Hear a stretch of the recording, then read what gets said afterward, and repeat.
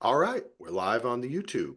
Cool. Let's see. Mhm. Maybe we have our old friend Grandpa James joining us, our DVR podcast friend. It looks like it's still going, but Zoom is telling me we are on the YouTube. Yes, we are there. Okay, cool. All right. So yeah, usually we've only been doing this YouTube thing for like a little over a month, I think. Cool.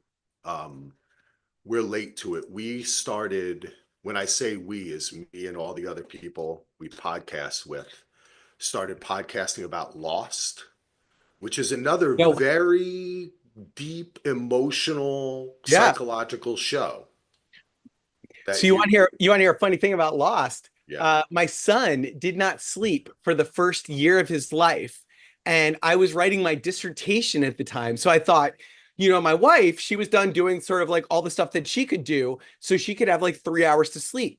So I would hold him, and he could sleep and be quiet and like be like comforted.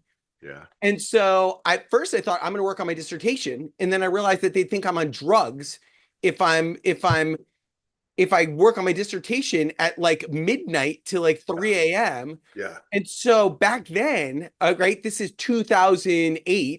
right? He turned 17 on Monday, on the Wow. 12th, right? Uh, Congrats. so on ABC.com, I binge watched all of Lost. Like Nice. it was still coming out then.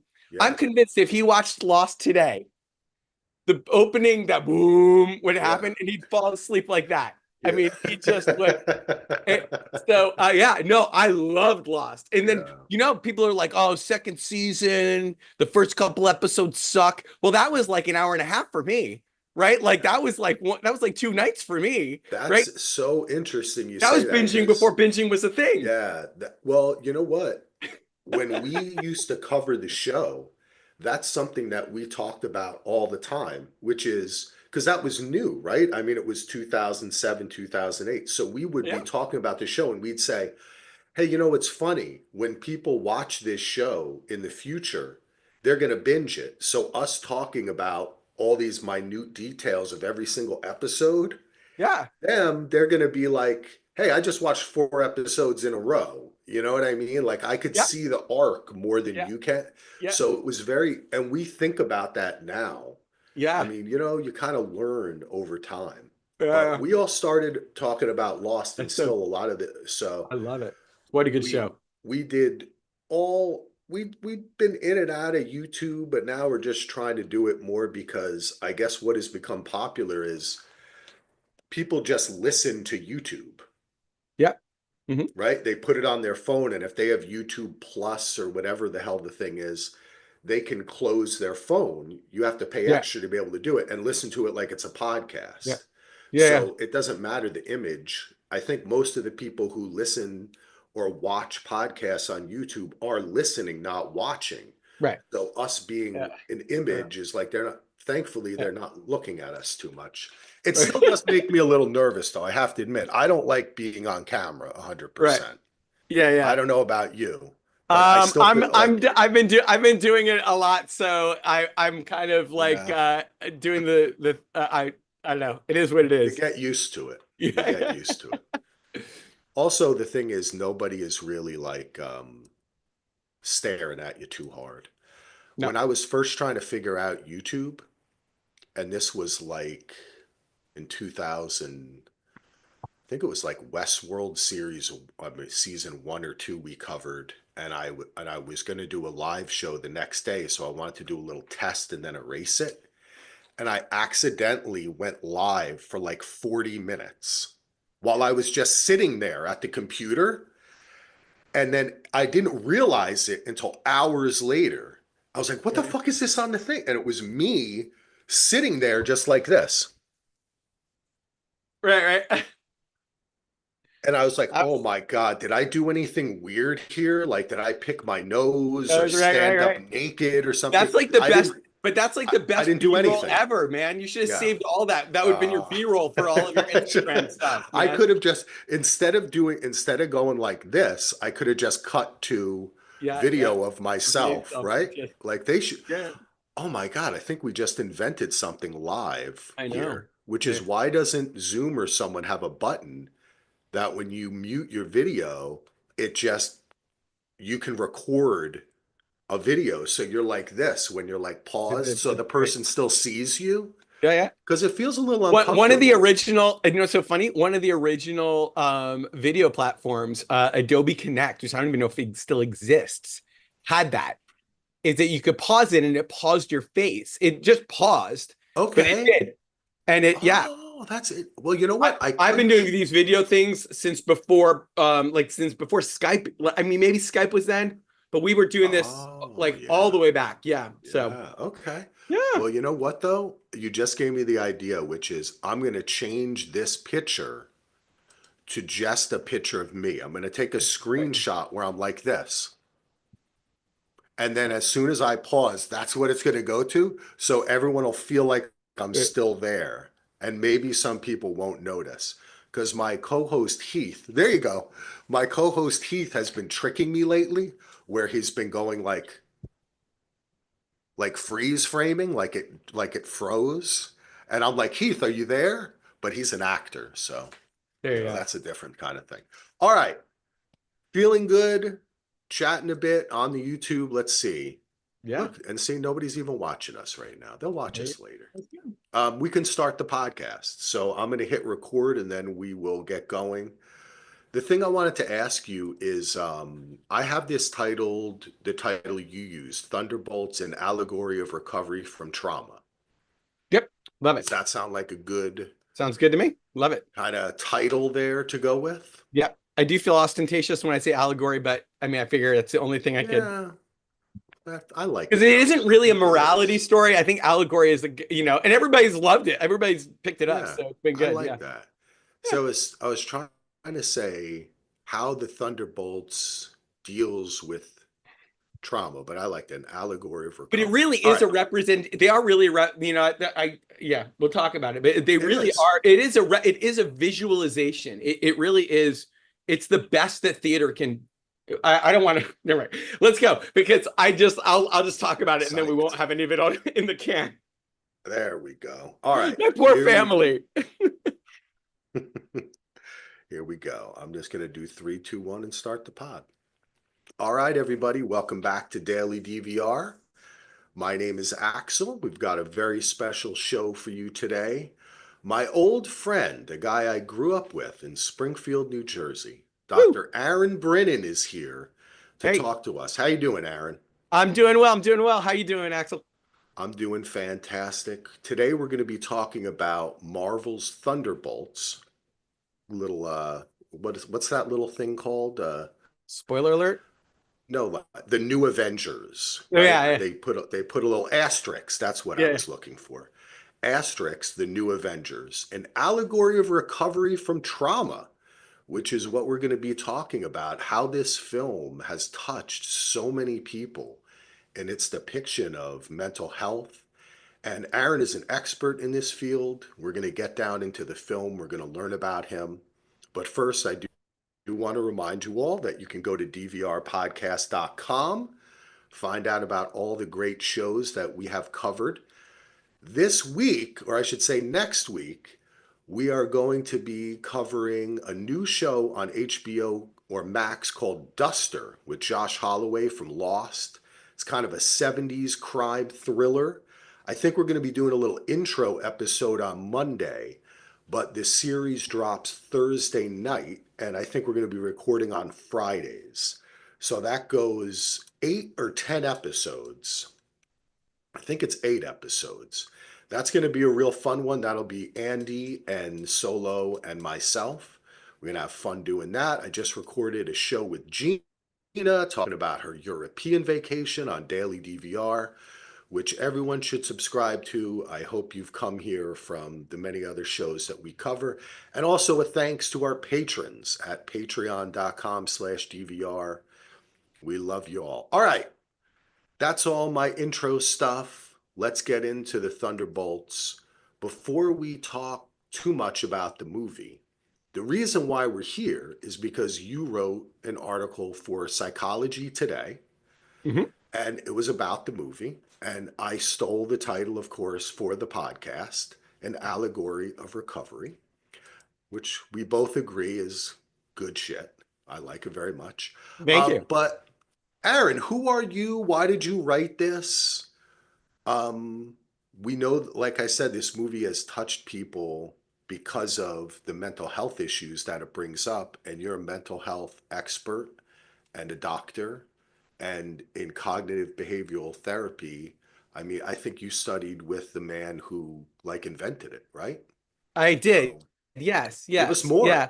Sure. Yeah. So we met we both grew up in Springfield, New Jersey. So Go uh Springfield. I know, right? I was listening to you guys covering The Last of Us and heard you talking about Chiappis. So Yeah. Oh, yeah.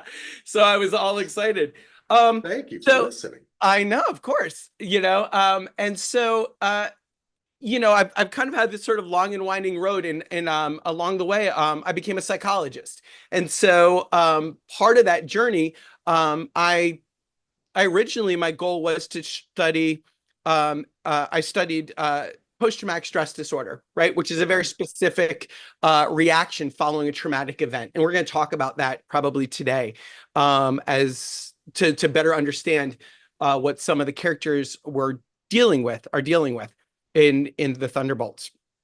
And so my whole goal of my career was going to be to go serve individuals at the VA, treat PTSD for the rest of my life, get home in time to get my kids off to swim team and stuff like that, and just kind of have a nice simple life, work at the VA, serve those who serve.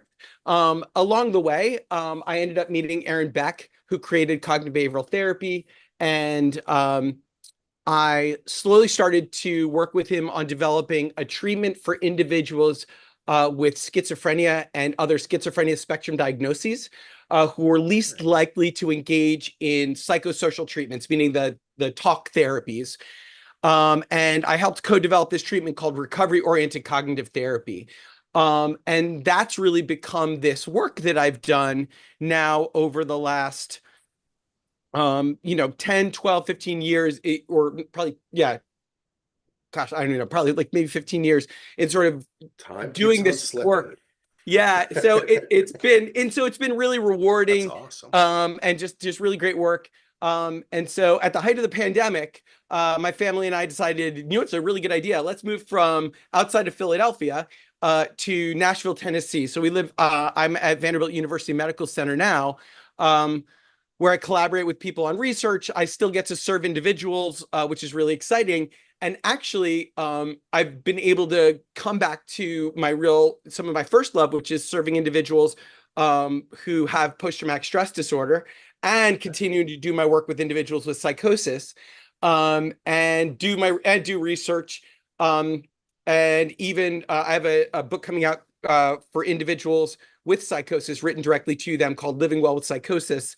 That's coming out in July. And so I've really been very fortunate in my life, and getting to stay connected with people.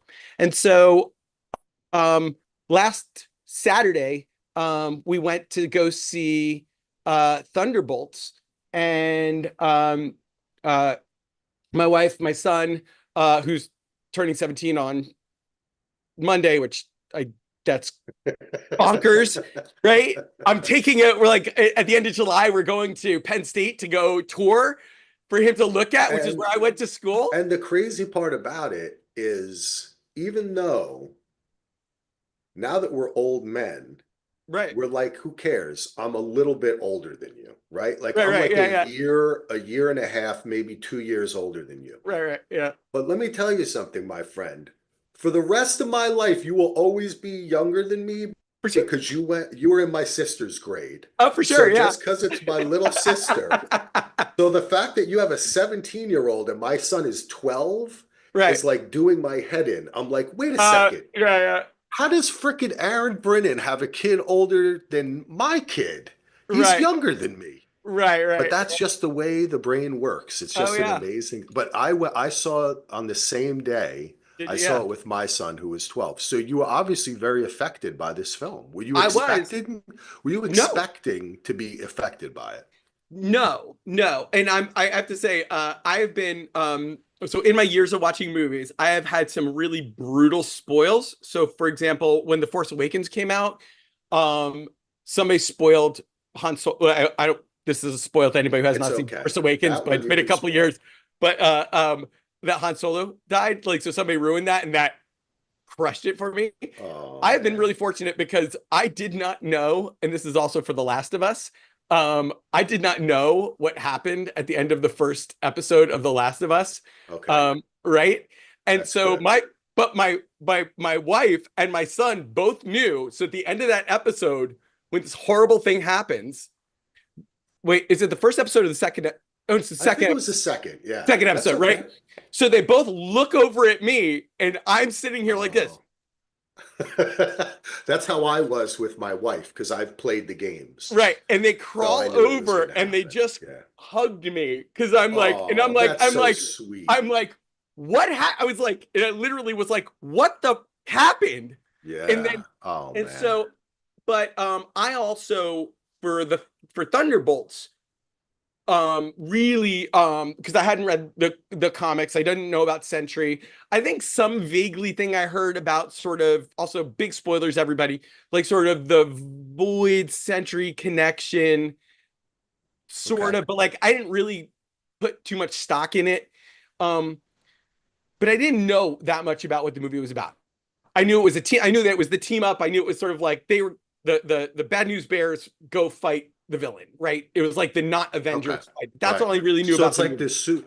I think a lot of people going into this, it's so interesting because we talked a little bit about before we started how this film comes at such a perfect time for Marvel itself, but you could even say for our country, for our Yeah, children, for our own state of yeah, minds, our own mental health. But I think a lot of people thought that this was Marvel's Suicide Squad. yeah. And the Suicide Squad in DC is much different. Actually, as I was entering the film, my son said to me, he's like, "Oh, this is like the Suicide Squad, but with Marvel, right, Dad?" And I was like, "You know what? I don't think it is, Right, Locke." I was like, remember, the Suicide Squad is very negative. They're all right. really criminals. They're Yeah, bad people, and they're being sent on a suicide mission because they don't even think they're right, like good people. And the movie played into it. I said to him, I think this is actually going to be more a story of redemption because right, Marvel does hope. right, And so that is for me, I did have a bit of an inkling. I had seen here and there, okay, this has a good message, but I right. didn't know whether to trust it because a lot of these Marvel movies haven't been that great since Yeah, good old Thanos left us. right.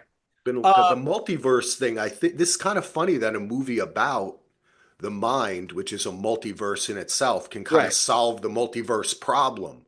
Right. Yeah, yeah.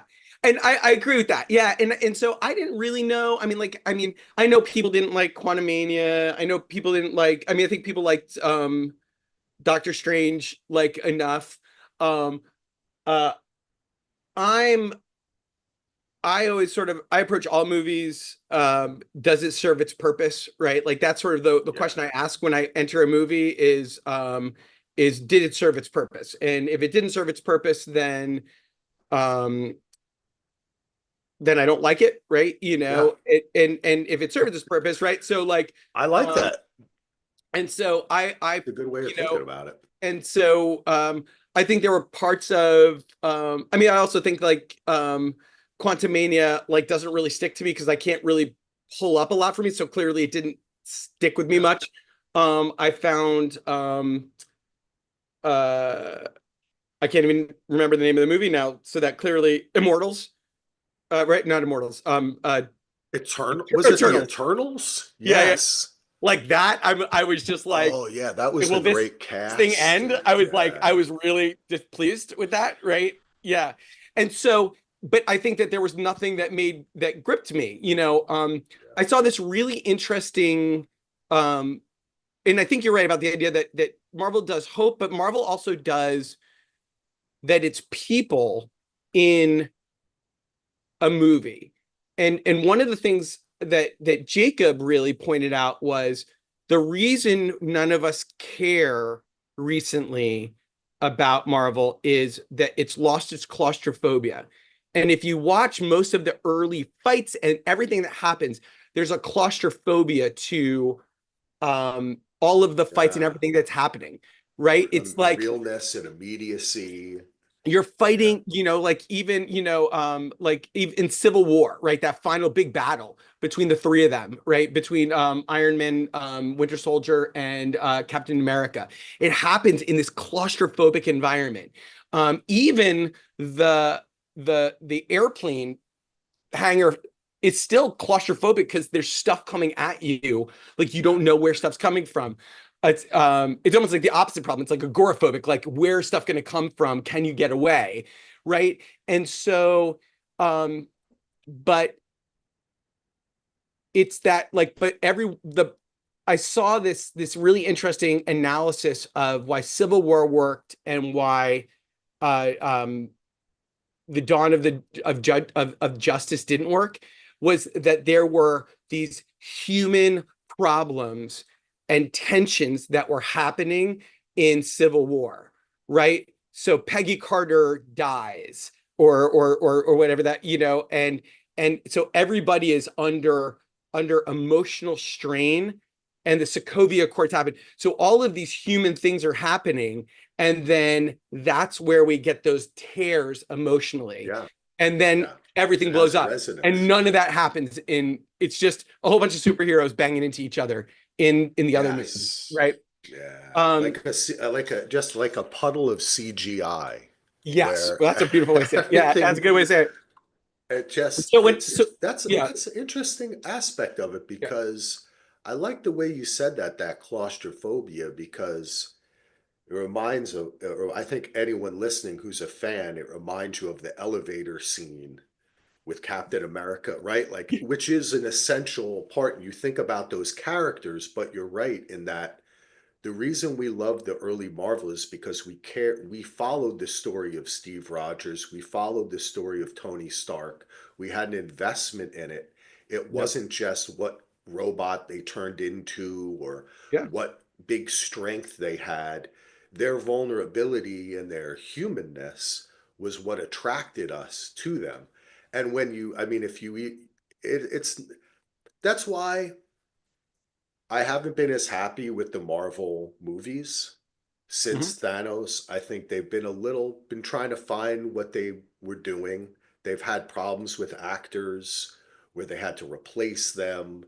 Um, I think that in the end, though, I still thought walking into this movie, I'm willing to kind of almost give it my heart as I'm walking in, right? Like I'm yeah, saying, this is a movie of hope. Those yeah. DC, we might get that back though with DC.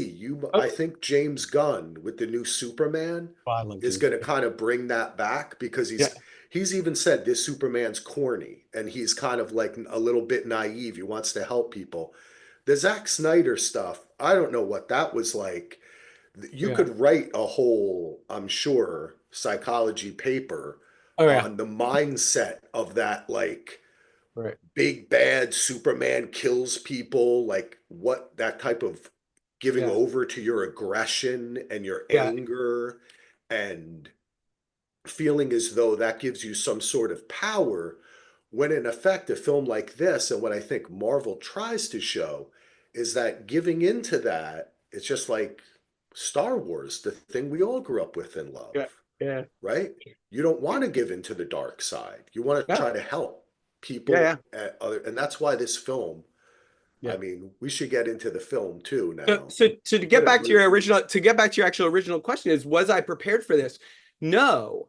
And so one of the things that happened to me during the movie, um, so the way that we sat was it was myself, Jacob, and my wife, Christine, right? So we were all sat like the three of us across.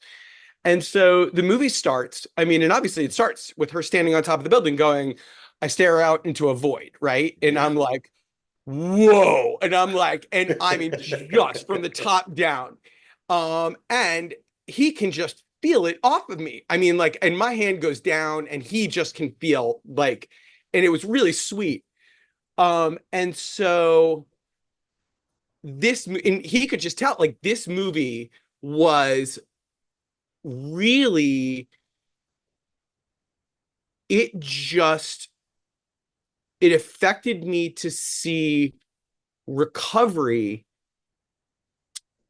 for somebody to dramatize recovery, because people don't understand, how can we recover, how can you ever get better, and what does fantasy, what do superheroes, what does theater do, and what do movies do better than show us, right? That's what Greek theater was originally, was to Yeah. show us on screen, on stage, what is possible. And so it dramatizes for us what the recovery process is.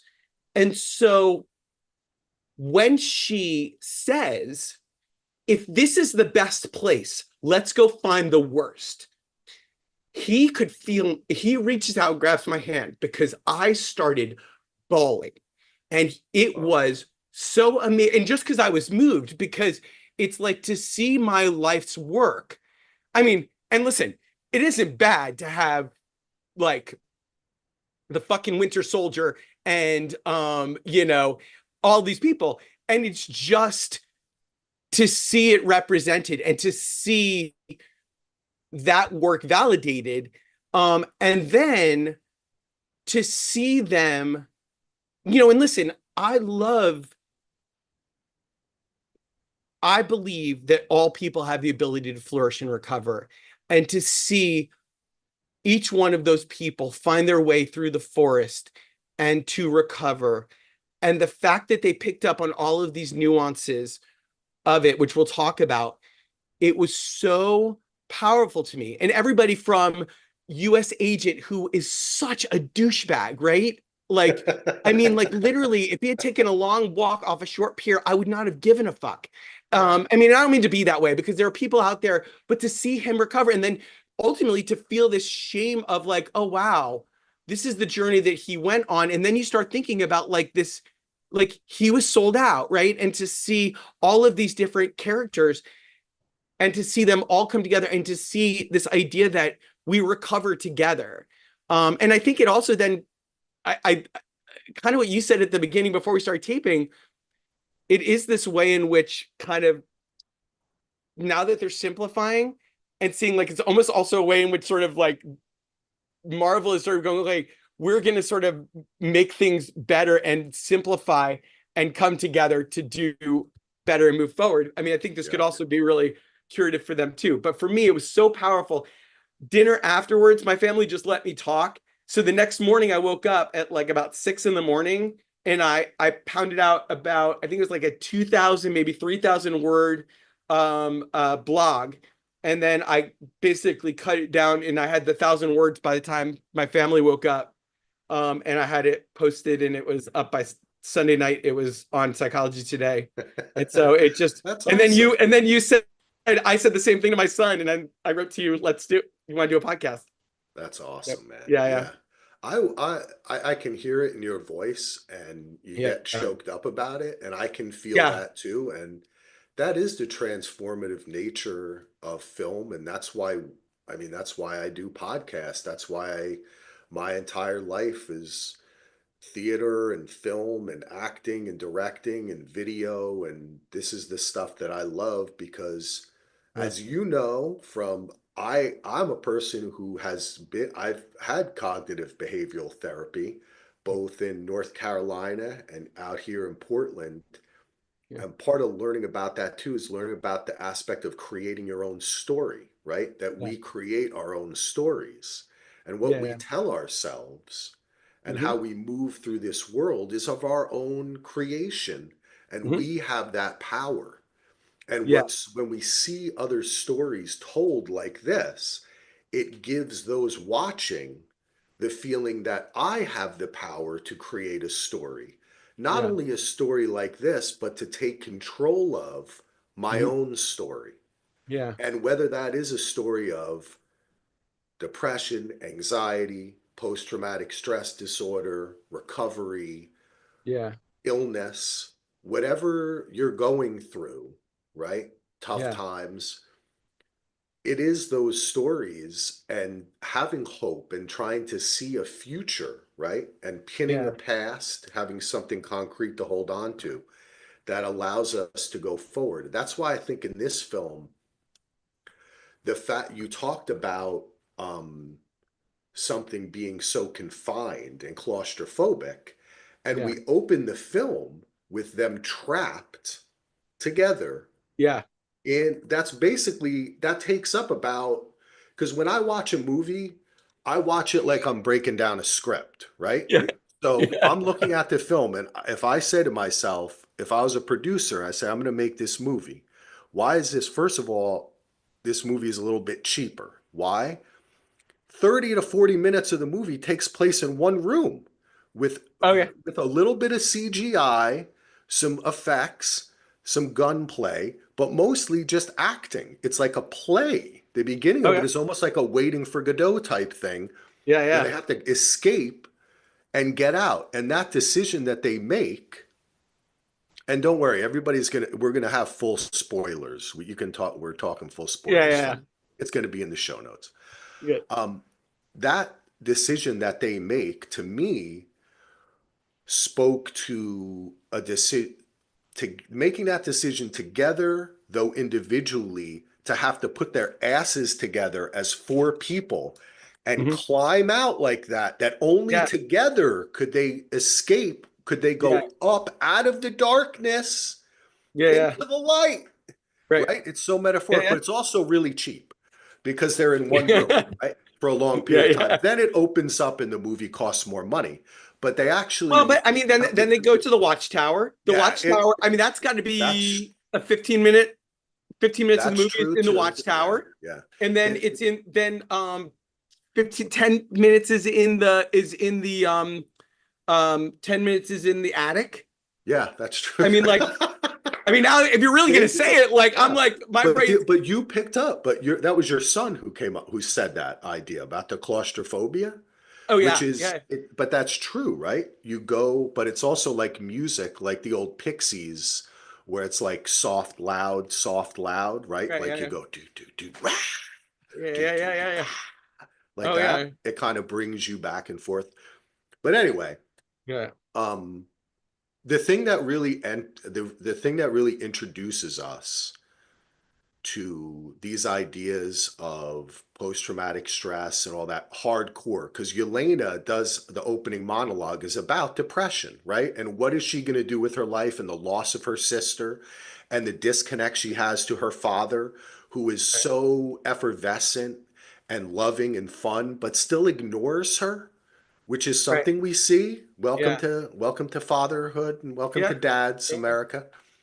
But yeah, it's Bob is what I wanted to get to, Aaron, yeah, yeah. because is Bob is such a central part of this film, and Right. he is really what provides us Yeah. the opportunity and maybe even the excuse to delve hardcore into issues. Can you tell us a little bit, what is cognitive behavioral therapy? I don't think we've really talked about what Sure. separates it and makes it different from other forms of therapy, or how do you describe it to people? Sure. So the simplest way of understanding cognitive behavioral therapy is that it's not situations that we go into that affect what we um, how we feel, right? That make how we feel.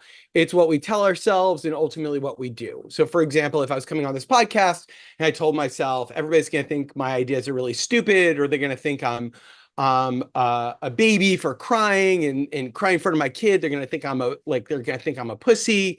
I might kind of be really quiet. I might sort of keep it back. And so then I'm going to feel really down and I'm going to feel really ashamed, right? If I tell myself, um, this is a really good thing to talk about, and, Yeah. and these are really good ideas, and this is a fucking amazing movie, and people are going to love this, and it's going to be awesome, I get really excited. I still might get tearful, but that physiological, that physical experience that I'm having in this red face that I've got is from I interpret that as just excitement, and happiness.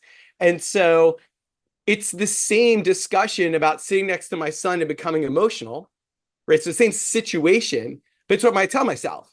If I tell myself everybody's going to think I'm a pussy, then I feel sad and I hide, right? And then which reinforces this kind of overall belief that like I'm bad and I need to hide. That it's negative. Right. On the other hand, if I tell myself, I've got these really great ideas, people are going to respond to it. Maybe I'm not everybody's cup of tea. Um, then I feel excited. I might still get tearful, but that I'm going to interpret that as like just excitement and how much I really was moved by this movie. And then that's going to reinforce this idea of um, I'm a helper, right? This sort of belief I've learned, this lesson I've learned about myself. And these lessons, they're like glasses through which we see the world. And so if I see the world as this idea of that I'm a helper, that I'm capable, that I can reach out to people, right? It creates this cascade. If I had these glasses on that I'm a loser and I'm incompetent, and the world's dangerous, I see everything I enter, every situation I enter, it's filtered through that way. So I'm more defensive. And every time I'm defensive, it reinforces that lesson for me. And so in cognitive behavioral therapy, there's a bunch of different ways. We either test those lessons out, right? There are lots of like stupid jargon that like, people like me love writing in books, but a simple way of thinking about it is they're just lessons we've learned. So we can just learn different lessons. And the way we learn lessons is we either go test them out or we kind of like write them out and see like, is this bullshit or is this right?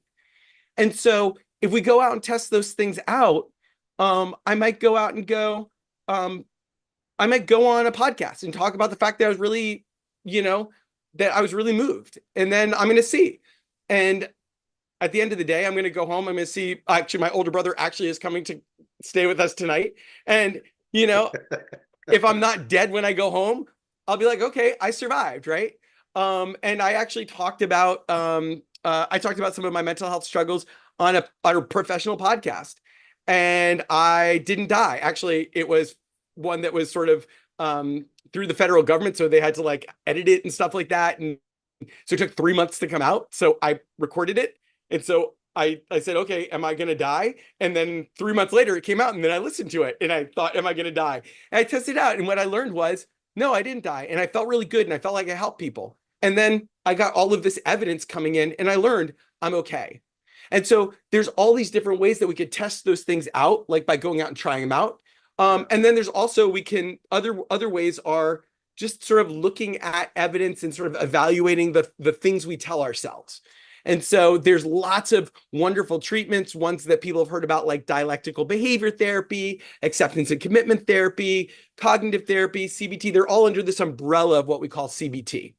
And so the treatment that I really feel like the Thunderbolts represented is a version of treatment that one of the two gold standards that we have for post-traumatic stress disorder, which is called prolonged exposure, right? Which I'll explain what that is. But then we have two gold standards for treatment of PTSD. One's called cognitive processing therapy, which was developed, and then there's prolonged exposure, which is the one that I grew up learning with the people who developed that at the University of Pennsylvania. I didn't go to the University of Pennsylvania. I'm not that smart, but I did my practicum there, and I'm good friends with one of the developers of that. And so, yeah, Interesting. that's sort of CBT in a nutshell. Yeah. Well, I think that's what we've been talking about, right? Which Yeah. is that Yeah. you create your story. Yeah. And I like the way you said that. I was scared about something, and you went right to, I was going to die. Yeah. Yeah. Because I could immediately relate. And Yeah. those who have had experiences with anxiety, depression, Yeah. you know that your mind goes right to, this didn't work out. It's the worst thing ever. Oh yeah. And by experiencing things and then seeing that it wasn't and Mhm. relating that experience back to yourself, you can see that. And I think that this film this film, to me, the thing that really kind of brought that home was the way that Bob kind of his power manifests with other people. Mhm. And when we first see it, as a sci-fi, like superhero nerdy type of guy, I'm always trying to dissect it, right? Like it's like a Star Trek episode. All right, Yeah. what's happening here? Why are they experiencing this? But you see, like Helena has like remembers some sort of negative like experience that she had, and then I think the second So, person is so it. if you think about it, she doesn't remember a Okay, negative experience. She remembers the worst memory of her life. okay, So that's a good I point. actually, this is just That's my interpretation of it, right? yeah. Sorry, No, this is you're why right. You're right. this is It's a why this is why pivotal. dinner was brutal after Yeah. this movie. But this is But you're what's happening. absolutely right. You're absolutely right. And then it So was US agent experiences that as well, right? I think, is it something with his family or? it's his wife coming in and Oh, taking the that's kid right. and you That's don't right. realize that that's what it is because you think it's him seeing him being Right. rejected, but the Later memory on, that he's going someone back to, says to him, "You lost your wife and kid," right? And then they right, look at him and you see the shame. right. And then I remembered that scene. So what was So your, I think the yeah, void that she's explain that describing to in me. the beginning, everybody thinks it's depression. I think the void she's describing is suicide. I think Okay. she's describing you look into the void, and this is why, um, because I struggle with this thing, right? So I was an actor, and I'm a visual. I all of my the way I see things is visually and express myself visually, and I believe that these ideas that we talk about, and if you said you in CBT, we talk about these ideas, and they're all in my bookshelves over here. But I don't think if we don't understand what they represent on a screen, what they would feel like, what why mythology and religion came up with these ideas of things like angels and demons and spirits and Yeah. volcanoes and stuff like that. We don't understand where these ideas came from. We can't understand what we're facing in mental illness. And so when she describes the void, she's describing anybody who's ever had suicidal thoughts, right? That Yeah. specter that comes on a person when they and again, anybody who's listening to this who's had or maybe experiencing suicidal thoughts, I mean, reach out to other people. Think about 988. There are people out there. But that void that calls to a person and says, come here, it's better than where you are. And she is talking about, and when she steps Yeah. forward, Yeah. everybody watching that movie thinks she's just jumping off of the building and Yeah. ending. And so I think that that's what happens. And I think the void calls everybody in, right?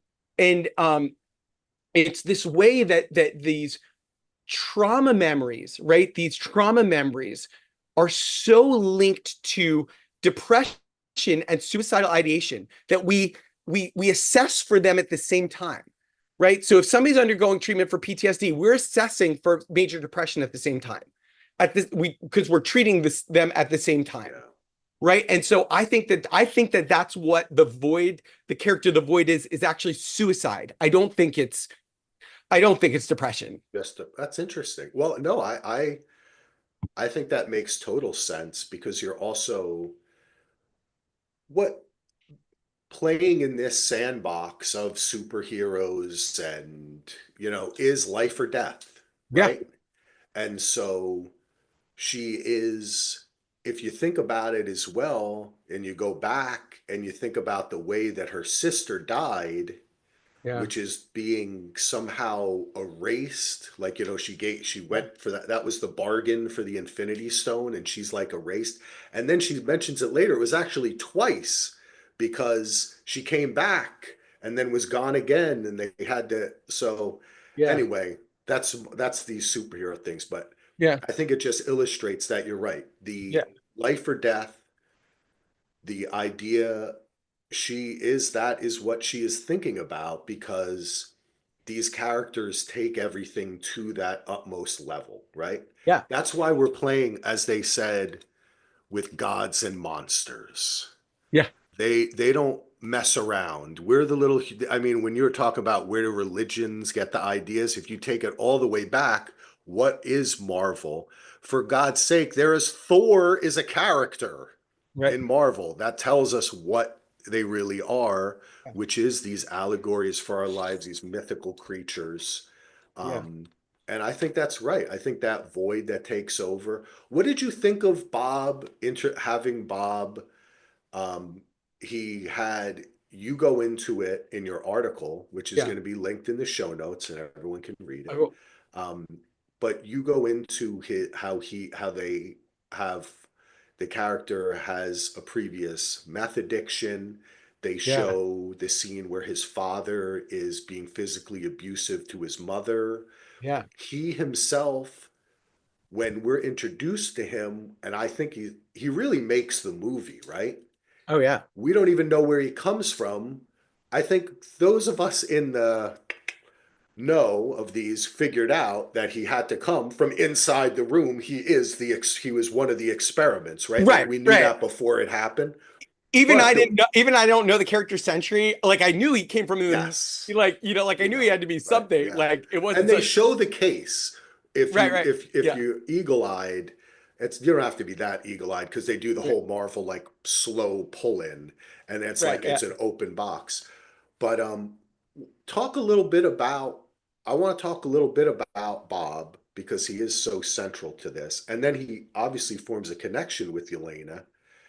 But Right. what did you think about his whole story having with the addiction and the family and the struggles? I thought that was so beautiful the way that they Yeah. took the time to build that character, right? Like it Yeah. was less, Aaron, wasn't it cool how it was less like we're in the secret laboratory, Yeah. just scenes of torturing him. Right. Instead, they gave us scenes inside his psyche with Oh him yeah. struggling, and I thought that was pretty beautiful.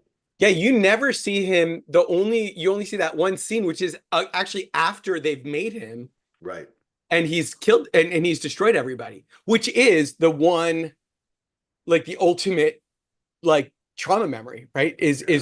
Is the moral is that moral injury of I try to make myself better, I try to do something good with my life, and I create and I create A uh monster. not a catastrophe, but like a I use the word in it like a Tragedy. no the it's in like in war when you create a I'm gonna I don't know. I don't know. A right catch it's a 22. but right I I don't know know. A but it's foxhole. I What know is yeah I it? know but it's like when you I create don't know a war terms. you just kill a whole bunch of people, right? Yeah. It's A like it clusterfuck. yeah Is yeah that the word? exactly and so but I think it is beautiful, right? That they do take that time to that they focus it more on this guy. And I actually think that it's so beautifully written because um I think just sort of thinking from the movie standpoint, recently Marvel's been so blamed for like it's just like sort of like this yuckathon. And it's like all this like overly like too they've taken sort of like the Tony Stark, everything's got to be um like slapstick thing too far. And so they've like all of the Too many jokes. Yeah. yeah, Guardians of the but all of the Galaxy. comic relief is purposeful, Yes. Yeah. right? So when he's sort of like, what am I doing? What am I doing? And all of this, like, I ended up in the wrong movie, right? Yeah. Um, Yeah. and so all has purpose, right? And It he's does. giving all of this exposition But with doesn't that make us, I think, yeah, I'm glad you pointed that out because what that does is it makes him instantly relatable. yeah, And we also are, and that's what Marvel's so good at too. And they yeah, do this, it's like Peter Parker's buddy. Like they're good yeah, at giving us these people that we instantly like, and they're yeah. kind of like us. And you're also, when you're in that room with them at the beginning, really the only person I was worried about was Bob. Right. Like, Yeah, yeah, yeah. You're like, who is they this all guy? Yeah, have, they got these guns, they're yeah, blazing away, yeah, they're powerful, they're disappearing and reappearing. yeah. And he's like, What's You know, going I on? was like, that's me. And also his name's Bob. What a great name Right. to That's so give the good. That's character, so good. Um, you and know? then I mean, I just think this slow, like unwinding, but then I do think that this way that he sort of bonds with Elena, and then Yeah. um and just starting to reveal sort of his ability. Um and um that, like I said, that slow like revealing of what's going on, right? Yeah. And coming together with Bob, and sort of all of those different pieces. Um, and I think as they keep revealing, um, and I think one of the things they capture so beautifully, because I think when you talk about people who have troubled pasts, and then you add problems with drugs and alcohol on top of it, Yeah. I think a lot of times people, and somebody who kind of wandered off and found himself like wandering around, I forget what country it was And in, meth too. I and think meth, that yeah, that's that because you know what? Every generation has its drug that if you were addicted to it, we're sympathetic. And then right, it's drug that if you're addicted to it, we're not, right? right, So like when we were growing up, crack was the thing. And people would be right, yeah, like, oh, they're a crackhead. Meaning right, in some way they're less even right, than like a junkie, or you use right, these yeah, terms, yeah, right? yeah, yeah, So the fact that they specifically said meth, which I think has affected so many people in this yeah, country, and so many white people too in this country, is something yeah, that I thought was an interesting choice. And I know that when they're sitting around the table, they yeah. had many meetings about what drug Bob was gonna. Oh, They for like did sure. market research on it, Oh, yeah, and I think it was a good choice because it allows us, it allows our own preconceived notions and prejudices yeah, to be exposed only for them to open them more, yeah. which makes us feel vulnerable as film goers. And then it just humanizes him. You see this guy who is just, it's just that classic guy who's just trying to get right, Yeah, yeah. just trying to find north, and every time he tries, and that's ultimately what we start seeing, is every time he tries it goes wrong. Yeah. And That's, it, and how many times have you seen that in recovery and yeah, with people who are struggling? It's never a yeah, linear path, right? right, You have your good days, you have your bad days, hmm, you have times when you recede and you back into that darkness and you have to move forward. yeah. What I'm wondering, Aaron, is what did you think about ultimately when Elaine from Seinfeld, which takes Val, over? yeah, I'm sorry, I don't care. it's okay. I know she's in all these other things, but I Seinfeld is the greatest comedy ever Yeah, made. I'm down with it. That's all Thank we all you. thought She's when she was always here. Elaine from Seinfeld, and I love her. I don't care if she's a bad character, I still love her. Yeah, But when Julia Louis Dreyfus um, takes over Bob, essentially, right, yeah, shows him his power, okay? yeah. What was your interpretation of that? Where he embraced, I don't know. What was your interpretation of that from a psychological perspective? Right. I mean, I think you see how people can be manipulated, right? And I think you see people who are really and I think it's that sign about like how people who are really vulnerable. I mean, and sort of depending on how you're leaning politically, like obviously, like, listen, and how the government is really quick to manipulate people to their own ends, and to get what they want, and to manipulate people, and really not care what the consequences are, because they do suicide. The only person who gets suicide squatted in the movie is Bob, Yeah, because there's a trigger in him to turn him off.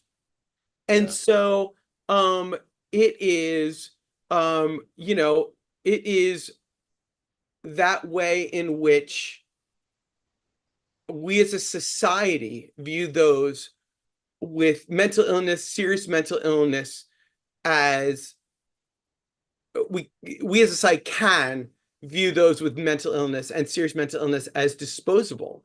And these are people who are trying so hard, and these are people who want to get better, right?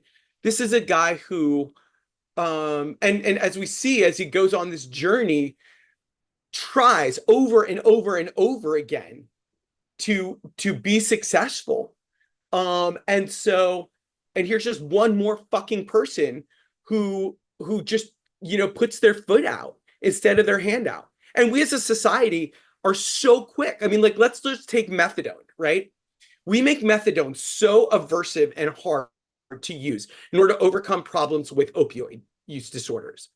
We as a society, so we make it aversive, meaning it's essentially a punishing experience to go get methadone, right? And who uses methadone? People who have low, and I'm not going to get super on a soapbox about No, it. I agree with you. And You're and punishing yet, those already punishing themselves. It's right, like it's the and yet old and yet it's slap them highly before you help effective, them. right? It's highly effective, right?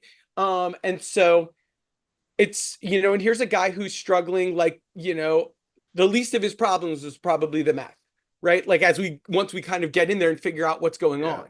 And so I think we just see what happens there. And then I also think, actually, now that I'm talking it out, I think it's also the way that we very much, I wonder if it's sort of a commentary on the way that we go into these places where people have had really, really bad lives, and then we recruit them in and we make them super soldiers, and then we send them out, and then we get upset when they struggle, and we've trained them up to be soldiers, and You we mean see like the regular military? yeah, yeah, Yeah. Yeah. and that's not like a commentary. Like, listen, No, I think I the know. military Yeah, gives of so many course. people such great purpose and such great ability, and yet sometimes we don't support our military Well, as on the my other hand. father, a Marine, said to me, they're not recruiting the valedictorian. You know what I'm saying? And though they could be, Right, right? It's a choice. right, That's what we're trying to say, right. is that it's a choice, and there's a way to do things that is more mentally helpful or healthy. Yeah. And a lot of times our government doesn't choose. But did you take any responsibility?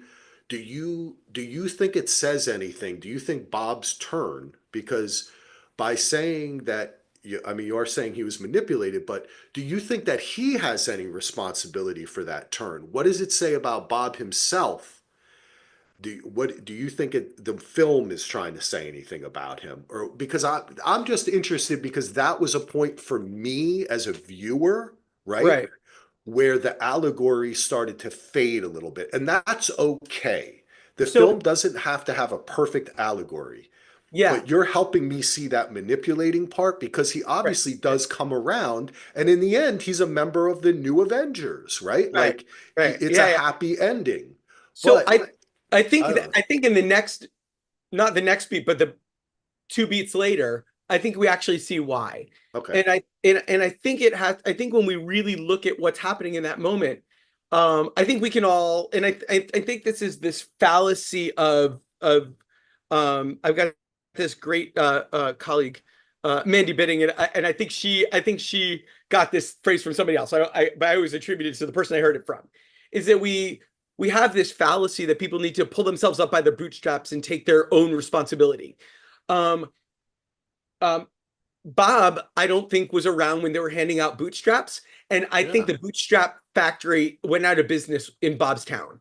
And so, um, I think for Bob, we need to help Bob, and Now you're gonna make me cry, man, because you're right. You're you totally know, you're Bob had right. such a You're fuck. I right. mean, like, and that was the part that really gets me in those next beats. And so what happens is Bob has this horrible life. We do all this stuff. When Bob tries to make himself better, we end up putting him in a box, literally in a box. And so then when we take him out, we pump him up full of all of this stuff, and then we send him out to be a soldier. And then when he says, "I'm better than all of you," we kill him. And then when we're shocked when he kind of pulls all the way back into himself into the darkness. And so, And then wants to spread that, and then comes back with the yeah, purpose of spreading that darkness, because misery loves company, the old saying, right? Yeah. to everyone, but it's almost at that point, and I love that you Yeah. said it because you're right. In the end, they have to come together. It's beyond his control. And we have to Right. admit to ourselves in life Yeah. that things are sometimes beyond our control, that we need Yeah. help, that we Yeah. need Yeah. the people we love, or even a stranger who has been through Yeah. something similar that we can trust for that moment of that time to help lift us up. That was, man, Yeah. Yeah. it's beautiful So shit, dude.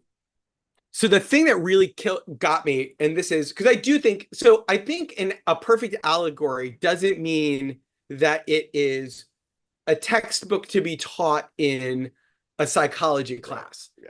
I It's, yeah. think I think I think an allegory helps us to understand on a deeper level something by seeing it, right? Yeah. And so I really do. I think I write near perfect, but I really do feel like it captures it. Because one of the things that Bob does, as does Yelena and U.S. Agent Walker, as does Ghost. Who am I missing? I think that's it. Bucky. And Bucky. Yeah. Um, Winter Soldier. I still call him Bucky. You Winter know what I Soldier, mean? right? Yeah. I knew him Uh, back in New York, or so I can Senator call him Bucky. Bucky. Yeah, that's true. I Senator like Bucky. that. That was an interesting part of Right. the film too. I like that. I thought that was Right. interesting. And so it's the idea. So we think about like really focusing on PTSD, right?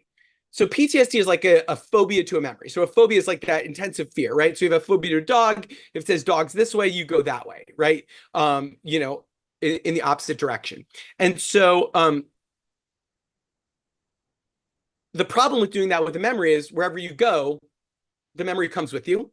Yeah. If you try not to think about a Avoidance. memory, the more you try not to think about the memory, the more the memory comes in. If you ever had a bad case of the giggles, the more you try not to think about what you're giggling about, what do? Yeah. You Start giggle. giggling. So the problem with that is the memory, this horrible memory, it terrorizes you. And so people develop this idea that their memory is excessively dangerous, right? And so that you cannot think about it, it's reliving it. But memories in and of themselves can't actually harm you. Memories aren't dangerous. Just like the memory of my son holding my hand isn't actually doesn't help me, right? It might feel nice, but it doesn't actually hold my hand. But like me, memory, he's not holding my hand. He's, I think he got to go home from school today because he took AP US history test. But like, so, um, but that's it, right? Like, so memories can't harm you. They're unpleasant, they're terrorizing, they're scary, but they're just memories.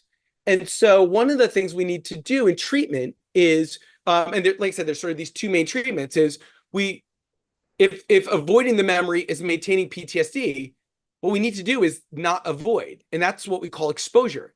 So we Yep. systematically revisit those memories in imagination. Yep. And so this is the part where I'm going to get through this because I can do this. I know I can because this is the part that really choked me up. So what they represent on the screen is every one of them has a way of avoiding. So Yelena, when you first go in, is avoiding using alcohol, work, all these ways she's doing to avoid all of the memories of the things that she's done in her Yeah. past, right? Yep. Um, Walker, he's avoiding by using the phone, right? Over and over again, right? So he's scrolling and death scrolling, which I thought was such a modern, and it such a modern way of Oh capturing my like, gosh. holy Yeah. shit, right? Yeah. That was Um, good.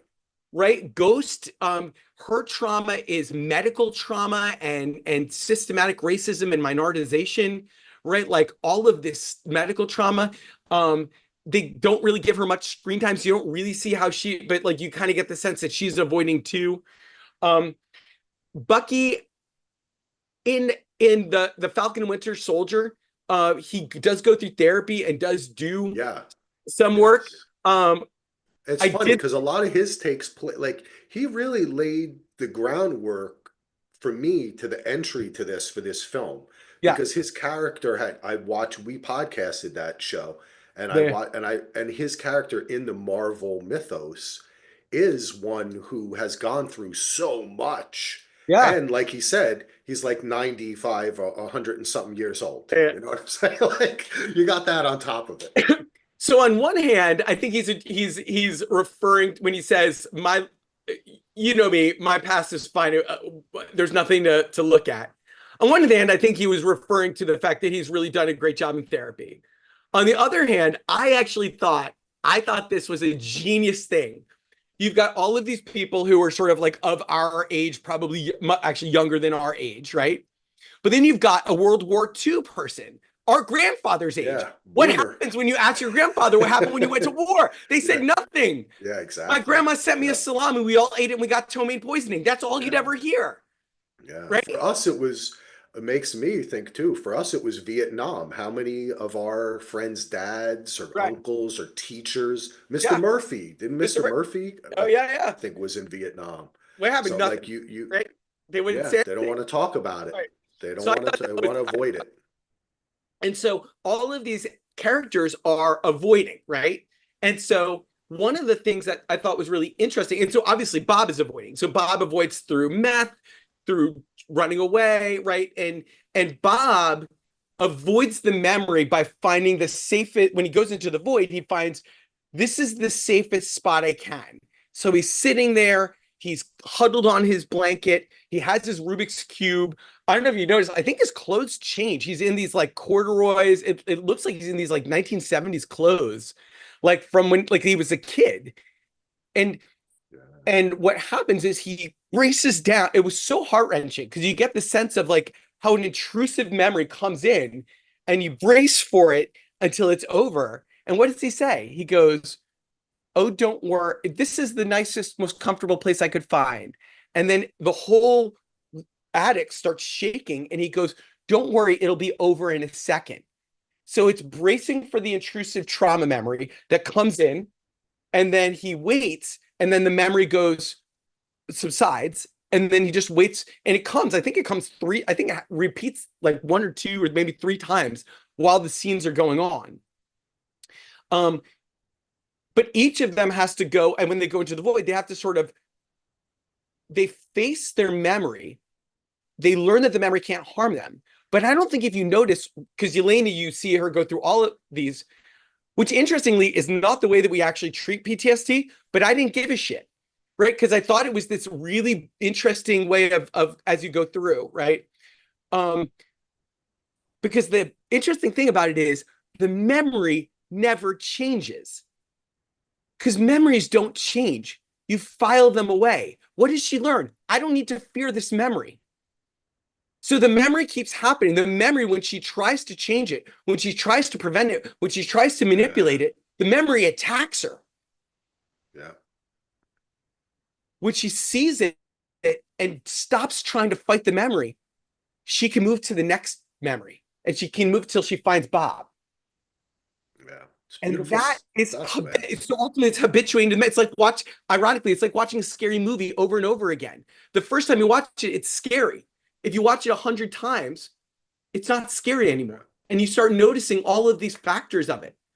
Of, oh, that guy did it. I had to do it. If I hadn't done it, I would have been killed. You start learning all of these nuances about the memory, right?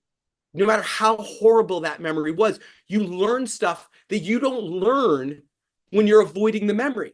The minute I avoid that memory, the minute I close that book, right? Everything is frozen in time. And so, but they dramatize it.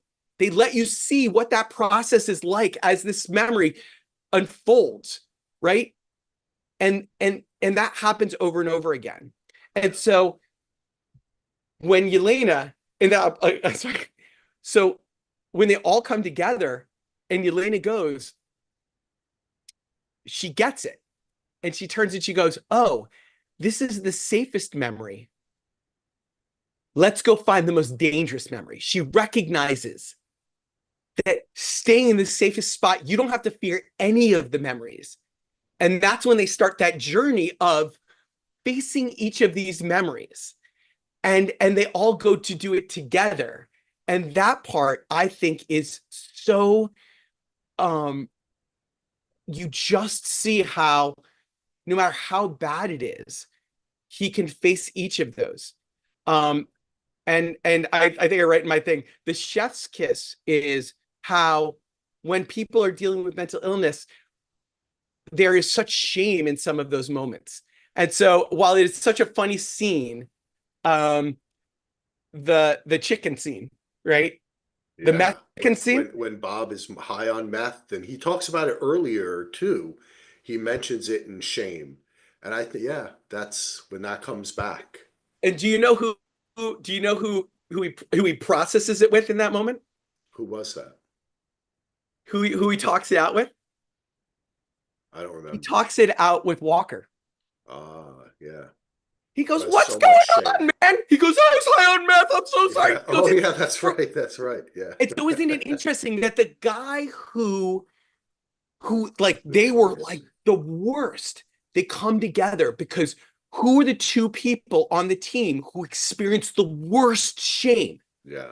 That was a Walker yeah. for letting his hubris rob him of a beautiful family, and this man, and so he goes, it's okay, we can And fight. it's it was the public shame too, because remember how what gets him in trouble is that he kills that guy on camera, and they Mhm. mention it again too. So it's like this public shaming. Yeah. And so much shame is a big part of this film Oh, because they even constantly are reminding and shaming each other yeah. about what they did, whether even it's Yelena telling her father, "Where were you for a year?" Like Yeah. they have no shame in shaming each other throughout Yeah. the entire film, and they're bringing each other back and Yeah. Yeah. forth. It's up and down, it's up and down, right? It's like a relationship. Yeah. Then Yeah. when you get to the end and they all hug together on Yeah. Yeah. him, now the only part, and I know it's just the director in me, I'm sorry, I always have to have a problem with something, but I That's okay. wish they would have hugged the Dark Bob too, So it's right? interesting, but Did you I thought think about that? no, because I think so I get the idea of of incorporating the darkness. I Yeah. thought it was really powerful because in that moment, if this is a spot that ended up on the Microsoft Word floor, um, because there was a lot about that, right? So what happens, right? I'm in recovery, I'm getting better. And so I do all of this stuff. I do meth chicken. I do the attic of death. We do all this stuff together. And the worst memory, I have these skills, I've learned this stuff together. And what happens? He enters the room and he fires at this thing alone. And he essentially pushes everybody back because it's his mind that we're in. And Yeah. what does he do? He actually, I don't know if you, I mean, I'm sure you did because you're a director. He actually impales Walker. He Yeah. wraps up Yelena and uh, Red Guardian. Right. So he keeps everybody. And it's that way in which in the last bit, some people are like, I just have to do this one alone. And it's that final shame that he's going to fight. And what does he do? Instead of using the things that he's learned, he goes full on in the opposite direction. I'm going to fight this thing. And so you see the black taking him on. And really, what are we looking to do? It's filing that away. Yeah. It's that this is a memory that we file away. And so Bob is not the darkness. The darkness is this thing that wants to beckon Bob toward him, right? We all have darkness in us, sure, and we can respect that, and we don't want to push that away, right? But that darkness is this taunting, this shame, right? And I mean that's the way I interpret it. I mean, but the idea of like it actually that's where I thought they visualized it so beautifully that the more he fought it, it starts seeping into his legs and getting him, right? It's the final way that is trying to drag him down. And and then sort of like when they hug back. But I get where you're coming from is the idea of like Yeah. accepting all of the parts of you But to sort of I still liked it yeah, because yeah. I understand where you're coming I from. get where you come from. Yeah. He has the love of all them. and I thought it was we're coming to a little bit over an hour. We might want to. I'm I so don't want sorry. to keep you the whole day. No, No, no, this has I'm been good. fantastic, man. I'm going to bring you on for everything because All right. this is the way I like to talk about things. If you listen to our shows and people have listened to us before, I've been in therapy since I was a little kid, and Yeah. I think it's important to be open to these type of things, but not it's not only about therapy, it's this is the way writers talk. This is the way directors talk. This is the way actors talk, right? Like Right. Yeah. when people making film talk, they talk about emotions, they talk about motivation, they talk about backstory, they talk about the arc of the character. And we Yeah. are those characters in our own lives. And that's why it's so, I love these type of conversations. What I thought was kind of cool to me is Mhm. how in the end, they get through all of this, the darkness recedes, the people come back. I thought that was beautiful too. The way that the little girl comes back to life, like everybody Yeah. comes back, right?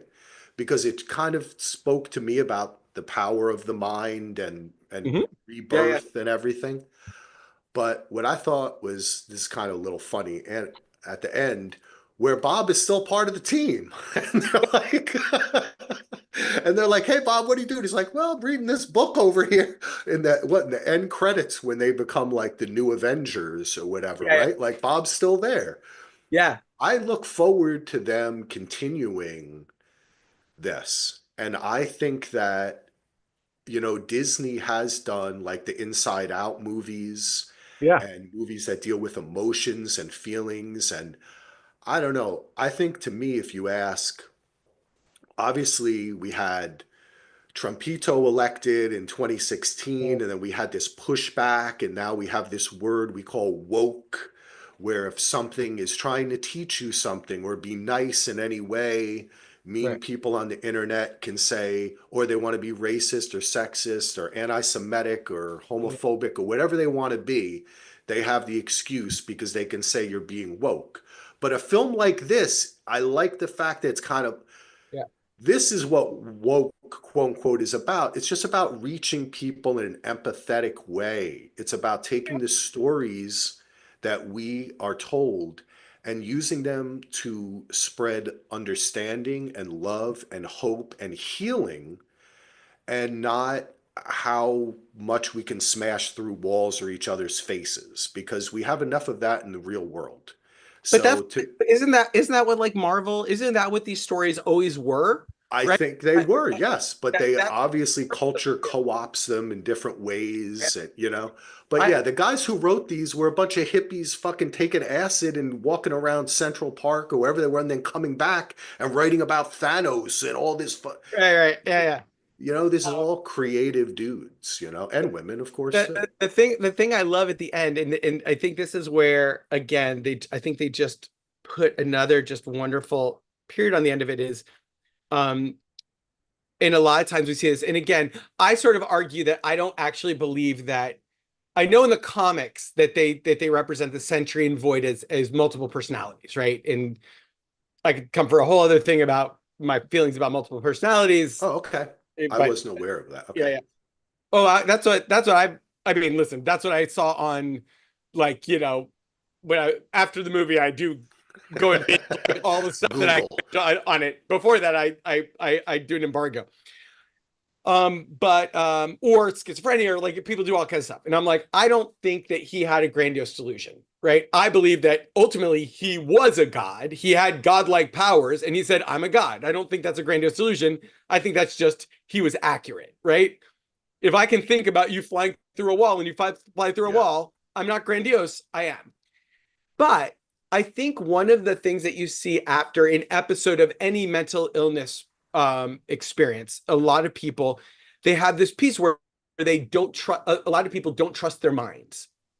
And I think it's such a beautiful thing in the end where they're like, well, this thing's coming, Bob. Do you want to try to help? And he goes, ooh, yeah, with the whole like in the boy thing. And he's like, mm.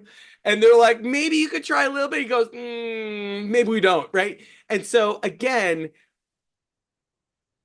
it's what I feel like when Marvel has been over the years done their best work is at the end of a great Marvel movie, not everything is like the Fixed. Yeah. end, Yeah. right? Yeah, it's a soap. They want to keep. That's why I'm Yeah, saying. yeah. Yeah, I love Nope. this. Continue. Bob Yeah, will come back. yeah. Trust me. We'll see Bob again. Hopefully, they continue this allegory in a good way. They may not, but either way, we have this film. Yeah. I was when I walked out of this with my son, and I think you may have seen my post where I was like, "This is just a great mental health Yeah.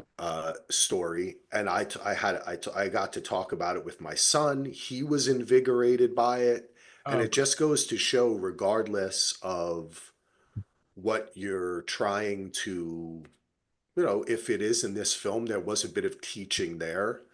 And yeah. I think they did it the totally right way because it hits the characters, it made the story, it fit everything that came before, it honored the journey of these characters, Oh, and yeah. hopefully we'll continue to see it. Well, hopefully we can also continue to maybe have you on again. I mean, it sounds Yeah. like you watch a lot of cool stuff. And it's Yeah. been Yeah. great connecting with you again, man. Great This is connection too, man. I think it's beautiful that you get emotional about this stuff because Yeah. I do too. And you know what? It's meaningful. And that's you're dedicated to your work. And we need that today. We need Thank people you. like you who are brave enough to go out there and speak their mind and talk about this kind of stuff and to help people and not be ashamed of it. Well, thank So you very much. Thank you very much. Yeah. nothing wrong with helping other human beings, man. Thanks, man. Well, it's been great Um, catching up, man. Yeah, fantastic. Well, thanks everybody for listening. Thanks everybody for watching on YouTube. You can check us out at dvrpodcast.com. Be back again very soon. I'm going to try to do my double YouTube and podcast stop at the same time. Peace out, everyone. Thanks again, Aaron. And hey, Aaron, before we go, I want to put in the show notes a link to the article, a link to your. Is there any, like, where can people find Sure. you? Like, all that kind of stuff. Sure, you can follow me at Recover with CBT on Instagram. And I have a book called Living Well with Psychosis, and that's coming out from Guilford. And you can find that on guilford.com or Amazon or anywhere you like to get books. And I'm on YouTube at Recover with CBT. And so I'm kind of all over. And then I blog at Psychology Today under Aaron Brinen. So So. find me there. Well, we'll Awesome. keep, and when the book comes out, I'll definitely post that, and Thanks. maybe we can have you back to talk about it. I'd love Um, to. because it doesn't always have to, now that you've entered our world, you can come back and we don't even have to talk about TV or film. We just have you back. See, Oh, that's I'd the love way to. it works. Oh my gosh, I'm part of the Yeah. family. I love it. Oh, you've always been a part of the family, buddy. This has Thanks, been man. fantastic. Thank